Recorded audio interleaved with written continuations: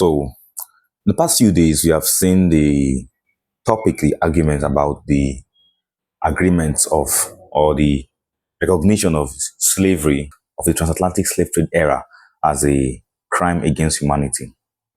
And some are for it while some are against it.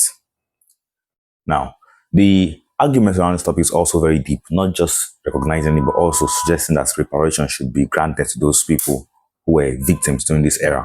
This topic is quite deep. Number one, Africans had a role to play. And number two, the Europeans also had a role to play.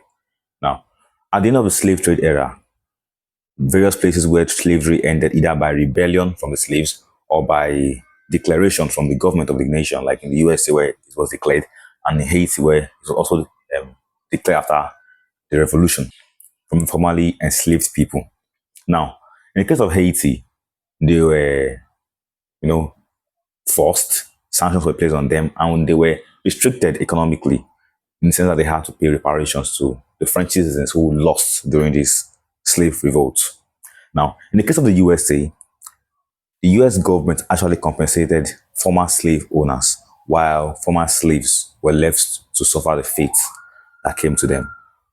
Now, also around the same time, the US government also granting acres of land to immigrants from Europe who were coming to settle in the Wild West of the USA, while black people were restricted from owning property in certain places and were mostly confined to living in ghettos.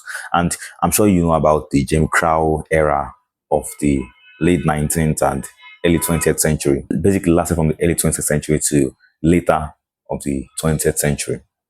Now, like I said, this topic is kind of complex. It's not as simple as you might think. Now, I said at the beginning of this video that Africans also had a role to play in this. For example, some African nations at the time, like Dahomey, Benin Empire, Wolof Kingdom, some of them were partners with the USA at the time, which was just a British colony, and other countries that bought slaves.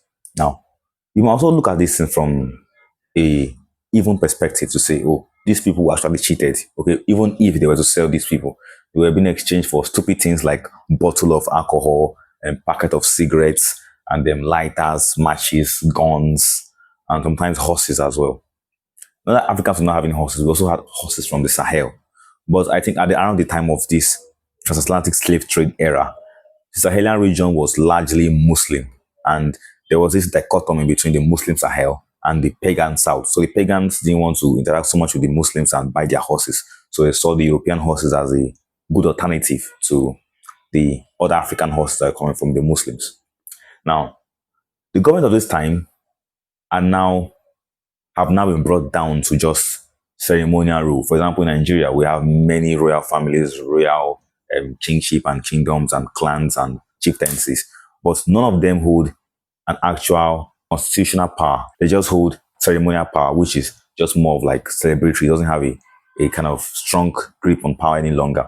So if Africans are also meant to pay reparation to the Afro-Americans, from who will it come from?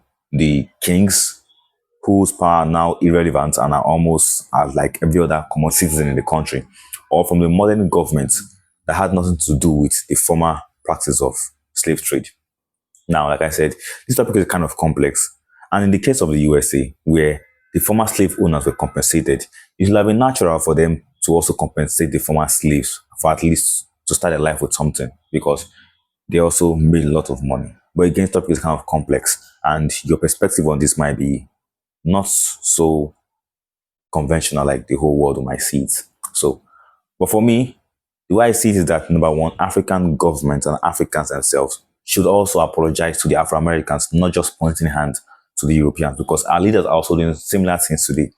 Our leaders are stealing our resources and siding with foreign corporations to sell our minerals to them for very stupid deals that doesn't make any sense, and are signing stupid agreements that would not benefit the common people of Africa. And this is the exact same thing that the former leaders of Africa did around this period of this transatlantic slave trade era. So, what do you think? Tell me in the comment section below.